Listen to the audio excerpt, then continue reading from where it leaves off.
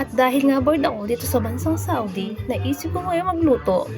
Kung ang pagkain nila ay puro camel at saka sheep, goat, hindi tayo papasa dyan, ayoko. Dito na lang ako sa itlog mo, sa itlog na ito. Wala ko ibang maisip kundi ang gawin siyang kwek-kwek. At dahil wala nga kaming harina, ang gagamitin ko naman ay ginagawang pancake ng mga bata. Hinigyan ko siya ng paminta, asin, food color, yellow nga lang. At syempre, hindi mawala ang pambansang Maggi dito sa Saudi. Nagyan natin siya ng tubig para ma-mix-mix natin. Yan. Halo-halo lang ng konti para lumasa yung mga ingredients. Tandaan lang sa ano na ito kasi baka madurog. And then, nilagay ko na siya sa mantika. Bali, sinara ko na pala yung para mabilis na yung ating edited.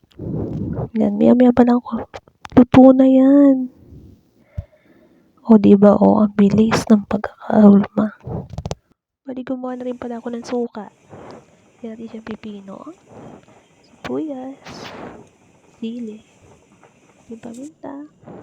Ito na nga, i-prepare ko na lang. Ilalagay na lang natin yan sa suka. Bali, niluto ko na po yung suka niya. Masarap po yan. Kahit sa Pilipinas, magaling akong gumawa ng suka.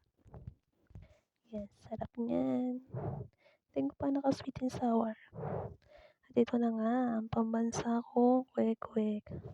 O, diba, kulay na lang. Sarap-sarap na. Parang ikaw, charot. At ito na nga, ready na to eat na. Sarap-sarap. Ay, aray nyo. Dito lang yan. Walang gumawa niyan dito.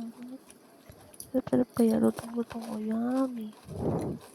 Kagat na lang. Siguradong busog ka na.